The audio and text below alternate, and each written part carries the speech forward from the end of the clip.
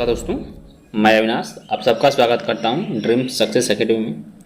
दोस्तों, जैसे कि आपको पता होगा कि शिक्षक वैकेंसी जो बिहार में आई है उसका एग्ज़ाम डेट बहुत ही पास आ चुका है। इसमें अब 10 से 12 दिन ही बचे हुए हैं, तो आप अपनी तैयारी को जो है और दोगुनी रफ्तार से करना स्टार्ट कर दीजिए ताकि आपको आपके जो लक्ष्य है उसमें 100% सफलता मिल पाए।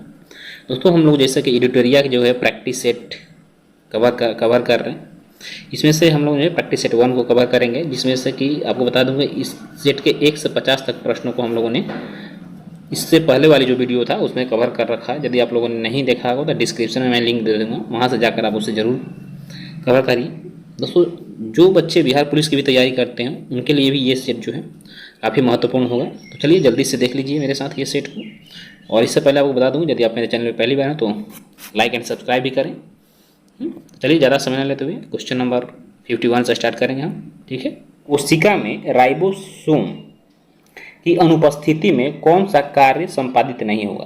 कहने का मतलब यह है कि यदि हमारे कोशिका के अंदर राइबोसोम नहीं रहता है तो क्या नहीं होगा। तो देखिए, राइबोसोम क्या करता है, प्रोटीन का निर्माण करता है। क्या प्रोटीन का निर्माण करता है। तो क्योंकि राइबोसोम यदि नहीं रहेगा हमारे कोशिका में तो प्रोटीन संश्लेषण की जो क्रिया हो वो नहीं होगी। ठीक है। चलिए क्वेश्चन नंबर 52 देखिएगा कि ऐसे रोग जो बहुत समय तक बने रहते हैं उन लोगों को क्या कहा जाता है। तो उन लोगों को चिरकालिक रोग कहा जाता है। क्या कहा जाता है, चिरकालिक रोग कहा जाता है। क्वेश्चन नंबर 53 है कि इनमें कौन सा प्रकाश संश्लेषी का अंगक है, यानी प्रकाश संश्लेषण करने का कौन सा अंग है पौधों का। ये जो है हरित लवक है, जिसके वजह से प्रकाश संश्लेषण क्रिया हो पाता है। क्वेश्चन नंबर 54 है कि निम्न में सामान्यतः किसका उपयोग पादप कोशिकाओं जो है ऊर्जा उत्पादन के लिए किया जाता है। तो पादप कोशिकाएं जो है वो कार्बोहाइड्रेट का जो प्रयोग है वो ऊर्जा उत्पादन के लिए करती हैं। ठीक है। चलिए क्वेश्चन नंबर 55 देखिएगा कि फ्लोएम से खाद्य पदार्थों का परिवहन पौधों में किस दिशा में होता है। तो जो फ्लोएम होता है ना, आपको तो जो पौधे खाना बनाते हैं उसका जो परिवहन करता है वो फ्लोएम के माध्यम से होता है। तो ये पौधे के किस भाग में होता है, तो ये देखिएगा ऊपर और नीचे, यानी नीचे से ऊपर जाता है, ऊपर से नीचे आता है। ठीक है। जबकि जाइलम जो होता है, देखिए जल जो पहुंचाने का काम करता है वो जाइलम करता है। तो जाइलम जो होता है ये नीचे से ऊपर की ओर कार्य करता है। ठीक है। चलिए क्वेश्चन नंबर 56 देखिएगा कि पादप अपशिष्ट संचित रहते हैं, यानी पौधे का जो अपशिष्ट होता है वो कहाँ संचित होता है, वो देखिएगा वो आपको बता दूँ वो जो है तो में संचित होता है। ठीक है। चलिए क्वेश्चन नंबर 57 देखिएगा कि बीज रहित पौधों के उत्पादन में क्या सहायक होता है। तो जो बीज रहित पौधे होते हैं उनके उत्पादन में जो है ऑक्सिन एवं जिब्रेलिन्स ये जो है दोनों सहायक होते हैं। ठीक है। चलिए क्वेश्चन नंबर 58 देखिएगा कि 58 कह रहा है कि निम्नलिखित में किस दर्पण द्वारा किसी वस्तु का वास्तविक प्रतिबिंब मिलता है।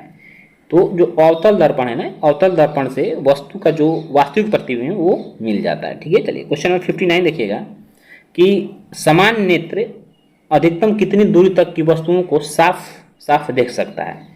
देखिए, अधिकतम दूरी के लिए कोई सीमा नहीं होती है, तो चूंकि अनंत दूरी तक जो है वस्तुओं को देख सकता है। ठीक है। किंतु न्यूनतम यदि पूछे जाए न्यूनतम, तो न्यूनतम के लिए एक सीमा होती है जो हमारा सामान्य है कि न्यूनतम जो है सिर्फ 25 सेंटीमीटर की दूरी तक ही वस्तुओं को देख सकता है। चूंकि इसमें अधिकतम पूछ रहा है इसलिए हम इसका क्वेश्चन डी लगाएंगे, ऑप्शन नंबर। ठीक है। चलिए क्वेश्चन नंबर 7 देखिए कि विद्युत धारा उत्पन्न करने की युक्ति को क्या कहते हैं। तो विद्युत धारा उत्पन्न करने की जो युक्ति है उसको हम जनित्र कहते हैं। जनित्र यानी कि जनरेटर।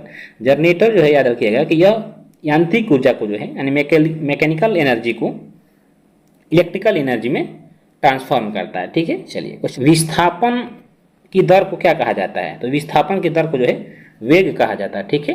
चलिए दोस्तों क्वेश्चन नंबर 62 देखिएगा कि दो कणों के बीच गुरुत्वाकर्षण बल होता है, उनके बीच की जो दूरी होती है।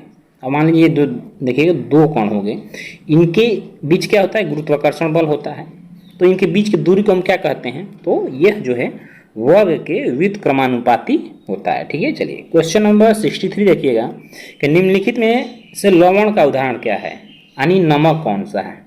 तो NaCl जो है यानी सोडियम क्लोराइड जो है यह नमक का उदाहरण NaCl है। ठीक है। चलिए क्वेश्चन नंबर 64 देखिएगा कि मैग्नीशियम चार्ज, इसमें Mg+2 दिया है, इलेक्ट्रॉन की संख्या क्या होगी, हमें इलेक्ट्रॉन की संख्या आपको बताना है। तो यहाँ देखिए +2 किया है Mg+2, यानी इस पर चार्ज 2 रखा है, प्लस जहाँ पर आ गया समझिए कि वहाँ पर इलेक्ट्रॉन का क्या हो रहा है, इलेक्ट्रॉन का परित्याग कर रहा है। ठीक है, क्योंकि मैग्नीशियम का जो आपको बता दें कि इलेक्ट्रॉन संख्या होती है वो 12 होती है, इसमें से 2 इसने क्या करा, परित्याग कर दिया, तो अब कितने इलेक्ट्रॉन बच गए, तो अब टोटल 10 इलेक्ट्रॉन बच गए। ठीक है, चलिए क्वेश्चन नंबर 62 देखिएगा कि द्विबंध वाले रासायनिक बंधन से बंधे परमाणुओं के मध्य कितने इलेक्ट्रॉन का साझा होता है, तो यह 4 इलेक्ट्रॉन साझा होता है। 66 है कि द्रवीभूत पेट्रोलियम गैस अव्यय है किसका, तो देखिए द्रवीय जो पेट्रोलियम होता है इसमें ब्यूटेन, प्रोपेन तथा एथेन, ये तीनों होता है, इसलिए उपयुक्त सही इसका आंसर होगा सभी। क्वेश्चन नंबर 67 देखिएगा कि एक सहसंयोजी यौगिक का नाम बताएं जिसका उपयोग हम दैनिक जीवन में करते हैं, तो यह जो है आपको H2O हो जाएगा।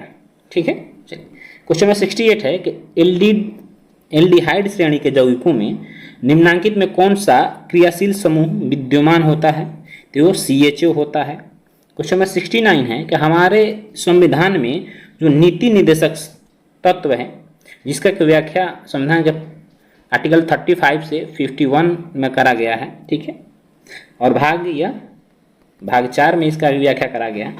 तो इस नीति निर्देशक सिद्धांत के बारे में आपको बताना है, तो यह जो है अदालतों में अपरिवर्तनीय है। कहने का मतलब कि इसमें जो भी सब्जेक्ट दिए गए हैं उसको लेकर आप अदालत में नहीं जा सकते हैं, इसलिए यह अदालतों में अपरिवर्तनीय है। ठीक है, चलिए क्वेश्चन नंबर 70 है कि किस संविधान संशोधन के तहत राष्ट्रपति के निर्वाचक मंडल में केंद्र शासित प्रदेश दिल्ली तथा पांडिचेरी के जो निर्वाचित सदस्य हैं को भी शामिल किए जाने का प्रावधान किया गया, तो यह संविधान के 17वां संविधान संशोधन में किया गया। क्वेश्चन नंबर 71 देखिएगा कि सरकार की मंत्रिमंडल प्रणाली की जो सबसे महत्वपूर्ण विशेषता है वह क्या है, तो मंत्रिमंडल की जो सबसे महत्वपूर्ण विशेषता है ना वह है सामूहिक उत्तरदायित्व। सामूहिक उत्तरदायित्व का मतलब यहाँ कहने का है कि यदि मंत्रिमंडल में कोई भी मंत्री अपराध की श्रेणी में या घोटाला करने के आरोपी सिद्ध होता है तो पूरे मंत्रिमंडल को क्या होना पड़ेगा, पूरे मंत्रिमंडल को अपने पद से इस्तीफा देना पड़ेगा और मंत्रिमंडल जो है इस तरह से भंग हो जाएगा। ठीक है, चलिए तो पूरा जो महत्वपूर्ण विशेषता वो सामूहिक उत्तरदायित्व है। चलिए क्वेश्चन, केंद्रीय सरकार का उच्चतम सिविल अधिकारी कौन होता है, तो यह मंत्रिमंडल सचिव होता है। कौन होता है, सचिव होता है। ठीक है, चलिए कौन सा स्थानीय सरकार का मामला नहीं है, तो स्थानीय सरकार का जो मामला है, सार्वजनिक व्यवस्था है, स्वच्छता भी है, लोकोपयोगी सेवाएं भी है, जो कानून और व्यवस्था है ये स्थानीय सरकार का मामला नहीं है। क्वेश्चन नंबर 74 है कि विधायकों तथा सांसदों द्वारा ली जाने वाली शपथ या प्रतिज्ञा का प्रारूप किस अनुसूची में वर्णित है, तो यह संविधान की 3री अनुसूची में वर्णित है। प्रथम में क्या है कि भारत राज्यों का संघ है, दूसरे में क्या है कि वेतन एवं भत्ता है। ठीक है, जबकि तीसरे में जो है इनका शपथ है। ठीक है, चलिए क्वेश्चन नंबर हम 75 देखेंगे कि राष्ट्रीय स्मारकों, स्थानों तथा वस्तुओं का संरक्षण किस अनुच्छेद में वर्णित है। बहुत इंपॉर्टेंट क्वेश्चन है ये, आजकल बहुत फेम में रह रहा क्वेश्चन, ये क्वेश्चन आता है इस तरह से। तो जो राष्ट्रीय स्मारकों का संरक्षण है संविधान का अनुच्छेद 49 में वर्णित है। ठीक है, चलिए क्वेश्चन नंबर 76 देखिएगा कि भारतीय संविधान के किस अनुच्छेद में अनुसूचित जातियों और जनजातियों के लिए आरक्षण का प्रावधान किया गया है, तो यह अनुच्छेद 335 में प्रावधान किया गया। 77 देखिएगा कि आर्थिक नियोजन एक अनिवार्य अभिलक्षण किसका, तो यह एक समाजवादी अर्थव्यवस्था का जो है अनिवार्य अभिलक्षण है। क्वेश्चन नंबर 78 है कि निम्नलिखित में भारतीय अर्थव्यवस्था के तृतीय क्षेत्र के अंतर्गत कौन आता है, तो भारतीय अर्थव्यवस्था जो तृतीय क्षेत्र मतलब सेवा, जो जिसे हम सेवा क्षेत्र भी बोलते हैं, तो सेवा क्षेत्र के अंतर्गत क्या आएगा, तो जो वस्तुओं का परिवहन है यह सेवा क्षेत्र के अंतर्गत आएगा। कपड़ा उद्योग और चीनी उद्योग जो होता है यह द्वितीय क्षेत्र के अंतर्गत आता है। किसके, द्वितीय क्षेत्र के अंतर्गत आता है। ठीक है, चलिए तो क्वेश्चन नंबर आपको अब 79 देखने को मिलेगा कि बिहार आर्थिक सर्वेक्षण 2022-23 के अनुसार वर्तमान राज्य में शहरीकरण का स्तर क्या है, तो बिहार में जो अभी वर्तमान में शहरीकरण का स्तर है वो 16.2%, यानी 16.2% जो बिहार के लोग हैं वो शहरों में निवास करते हैं, बाकी के जो बच्चे लोग हैं वो अभी भी ग्रामीण क्षेत्रों में निवास करते हैं। ठीक है, चलिए क्वेश्चन नंबर 80 देखिएगा कि केंद्रीय बजट 2023 और 24 में निर्धारित विकास की 7 जो प्राथमिकताएं हैं जिसे हम सप्त ऋषि नाम दिया गया है में क्या क्या शामिल है, तो इसमें देखिएगा सक्षमता को सामने लाना, हरित लवक, हरित विकास एवं वित्तीय क्षेत्र तीनों सम्मिलित हैं, इसलिए आप इसका आंसर डी करिएगा। ठीक है, चलिए क्वेश्चन नंबर 81 है कि बिहार के निम्न हिस्सों में से कौन सा हिस्सा जो है भूतात्विक दृष्टि से अपेक्षाकृत सबसे पुराना है, तो यह जो है खड़गपुर का पहाड़ है, और यह जो है मुंगेर, लखीसराय इत्यादि जो है झीलें हैं उसमें खड़गपुर की पहाड़ियाँ देखने को आपको मिलेगा। ठीक है, चलिए क्वेश्चन नंबर 82 देखेंगे कि निम्नलिखित भारतीय द्वीपों में कौन सा द्वीप भारत एवं श्रीलंका के मध्य स्थित है। जो ये रामेश्वरम द्वीप है ना, यह भारत और श्रीलंका के मध्य में स्थित है। ठीक है, चलिए अगला क्वेश्चन है कि भारत की सबसे लंबी नदी है, बहुत ही आसान क्वेश्चन है, सबको पता होगा, गंगा है, जो कि 2525 किलोमीटर बहती है। ठीक है, इसकी लंबाई 2525 किलोमीटर है। रेगुर किसका नाम है? तो रेगुर जो है काली मृदा का नाम है, जिसमें कि कपास की खेती के लिए जो कि सर्वोच्च मिट्टी माना जाता है, और यह जो है काली मिट्टी जो है यह गुजरात तथा देख लीजिए गुजरात तथा महाराष्ट्र के क्षेत्रों में जो है सर्वाधिक मात्रा में पाया जाता है। क्वेश्चन नंबर 85 है कि एक निश्चित आकृति में व्यवस्थित ताराओं का जो समूह है उसे क्या कहते हैं। तो यदि एक निश्चित आकृति में व्यवस्थित जो ताराओं का समूह उसे हम नक्षत्र कहते हैं। पृथ्वी दिवस कब मनाया जाता है? तो पृथ्वी दिवस सभी को पता होना कि 22 अप्रैल को मनाया जाता है। 22 मार्च को क्या मनाया जाता है? यह विश्व जल दिवस मनाया जाता है। साथ ही साथ बिहार दिवस भी 22 मार्च को मनाते हैं। ठीक है, तो इसमें पृथ्वी दिवस पूछ रहा है, इसलिए 22 अप्रैल आप टिक करिएगा। ठीक, चलिए क्वेश्चन 87 देखेंगे कि दो स्थानों की स्थिति में 90 डिग्री देशांतर का अंतर होता है, तब दोनों स्थानों के बीच समय का अंतर क्या होगा। ठीक है, तो आपको बता दूं कि 1 डिग्री में कितना होता है? 4 मिनट होता है। क्योंकि ये 90 डिग्री दे रहा है, तो 90 गुणे 4 कितना हुआ? 360 डिग्री का अंतर हो गया।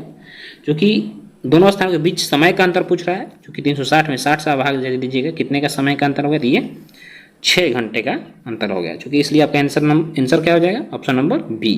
ठीक, ऑप्शन नंबर बी आपका 6 घंटे का अंतर हो जाएगा। ठीक है, चलिए क्वेश्चन नंबर हम 88 देखेंगे कि निम्नलिखित समुद्री धाराओं में कौन हिंद महासागर की धारा नहीं है। तो वेनेजुएला की जो धारा है हिंद महासागर की धारा नहीं है, अटलांटिक महासागर की धारा। कहाँ की? अटलांटिक महासागर की धारा है। ठीक है, चलिए क्वेश्चन नंबर अब हम 89 देखेंगे कि इनमें कौन सा झील जो है उत्तरी अमेरिका के ग्रेट लेक्स का हिस्सा नहीं है। तो ये बहुत ही इंपॉर्टेंट क्वेश्चन है, VVI करिएगा, यहाँ से क्वेश्चन बनते हैं। तो जो ग्रेट लेक्स का हिस्सा नहीं है वो आपको बियर झील जो है ग्रेट लेक्स का हिस्सा नहीं है। ये जो ग्रेट लेक्स के जो हिस्से हैं उसमें 5 झील आते हैं, तो उसके याद करने के लिए आप याद रखिए होम्स ये ट्रिक है। ठीक है, देखिए H से क्या हो जाएगा? ह्यूरोन हो जाएगा। O से क्या हो जाएगा? ओंटेरियो हो जाएगा, ओंटेरियो झील, ओंटेरियो। ठीक है, M से मिशिगन हो जाएगा, E से ईरी झील हो जाएगा, क्या? ईरी झील, और A से सुपीरियर झील। तो ये जो ग्रेट लेक्स का जो हिस्सा है वो ये 5 झीलें हैं, बाकी बियर जो है ग्रेट लेक्स का हिस्सा नहीं है। ठीक है, चलिए क्वेश्चन नंबर 90 देखिएगा कि जैव विविधता का सबसे महत्वपूर्ण पहलू क्या है। तो जो पारिस्थितिकी तंत्र का निर्वहन जो है यह जैव विविधता का महत्वपूर्ण लक्षण है। ठीक है, चलिए क्वेश्चन नंबर 91 है पर्यावरण में ग्रीन हाउस प्रभाव में वृद्धि कैसे होती है। तो कार्बन डाइऑक्साइड की जब मात्रा बढ़ जाएगी तो पर्यावरण जो हमारा उसमें ग्रीन हाउस प्रभाव देखने को आपको मिलेगा। क्वेश्चन नंबर 92 देखिएगा कि कार्बन क्रेडिट का दृष्टिकोण में से किससे शुरू होता है। तो कार्बन क्रेडिट का दृष्टिकोण जो क्योटो प्रोटोकॉल से स्टार्ट होता है। तो क्योटो कहाँ है? तो याद रखें क्योटो जो है जापान में है, और मॉन्ट्रियल प्रोटोकॉल का संबंध जो है ये ओजोन क्षरण से, किससे? ओजोन के संरक्षण से। ठीक है, चलिए क्वेश्चन नंबर 93 देखिएगा कि ओजोन परत संरक्षण दिवस कब माना जाता है। तो ओजोन परत संरक्षण दिवस जो है 16 सितंबर को माना जाता है। कब? 16 सितंबर को माना जाता है। 94 देखेंगे हम कि राजीव गांधी वन्य जीव संरक्षण पुरस्कार दिया जाता है। तो राजीव गांधी वन्य जीव संरक्षण जो पुरस्कार दिया जाता है यह शैक्षिक तथा शोध संस्थाओं को वन्य जीव अधिकारियों को तथा वन्य जीव संरक्षकों यानी उपयुक्त में से सभी सही होंगे। ठीक है, चलिए क्वेश्चन नंबर भारत का राष्ट्रीय जैविक उद्यान कहाँ है। तो भारत का जो राष्ट्रीय जैविक उद्यान है वह नई दिल्ली में स्थित है। 96 है कि निम्न में से किसकी my picture of free India नामक पुस्तक की रचना पंचायती राज व्यवस्था से संबंधित है। तो my picture of free India नामक पुस्तक जो रचना किया था उन्होंने, आपको उस व्यक्ति का नाम बताना है, तो वो जो थे महात्मा गांधी थे। कौन थे? महात्मा गांधी थे। ठीक है, चलिए क्वेश्चन 97 देखिएगा कि बिहार विधानसभा में जो है कुल सीटों की संख्या कितनी है।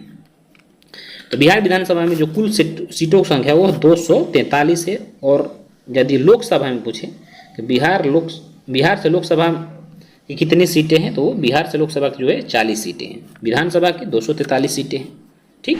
चलिए क्वेश्चन 98 देखिएगा कि निम्नलिखित में कौन सा पर्यावरण संतुलन के संरक्षण से संबंधित है। तो पर्यावरण संतुलन के संरक्षण से संबंधित जो है उसमें वन नीति, पर्यावरण सुरक्षा अधिनियम 1986 ये भी सही है, औद्योगिक नीति और शिक्षा नीति भी कहीं ना कहीं है, इसलिए इसमें उपयुक्त में से सही आपको सभी जो है सही आंसर होंगे। ठीक। चलिए क्वेश्चन नंबर 99 देखिएगा कि निम्नलिखित में से कौन कृत्रिम पारिस्थितिकी तंत्र है। तो कृत्रिम पारिस्थितिकी तंत्र इसमें जो देखिएगा तो यह धान की खेती है, बाकी वन, झील और घास का मैदान जो होता है यह प्राकृतिक परितंत्र है। ठीक है। चलिए क्वेश्चन नंबर 100 देखेंगे कि पारिस्थितिकी अस्थायी मितव्ययिता है, यह किस आंदोलन का नारा है। तो यह जो है चिपको आंदोलन का नारा है, और यह चिपको आंदोलन को किसने शुरू किया था। सुंदरलाल बहुगुणा ने शुरू किया था। और कहाँ शुरू हुआ था, यह उत्तराखंड राज्य से स्टार्ट हुआ था। इसमें क्या करा जाता था कि जब सरकार के द्वारा पेड़ों को काटा जाने लगा तो वहाँ के जो लोकल स्थानीय लोग थे वो पेड़ों से जाकर चिपक जाते थे, जिसे चिपको आंदोलन नाम दिया गया। तो उसी की जो है यह नारा था। तो दोस्तों इस तरह से 101 से 120 तक जो है यह मैथ और रीजनिंग के प्रश्न हैं। तो दोस्तों इसको हम नहीं करेंगे, क्योंकि इसको यदि करें तो फिर समय लगेगा और बोर्ड भी नहीं है, तो आपको अच्छे से चीज़ें समझ नहीं आएंगी। तो चलिए वीडियो को अब हम यहीं समाप्त करते हैं। इसके पार्ट 2 को भी हम लाएंगे। यदि आपको अच्छी लगी वो सेट तो लाइक एंड सब्सक्राइब जरूर करें, साथ ही साथ कमेंट भी करें कि आपको सेट कैसा लगा। फिर मिलेंगे दोस्तों किसी नेक्स्ट वीडियो में।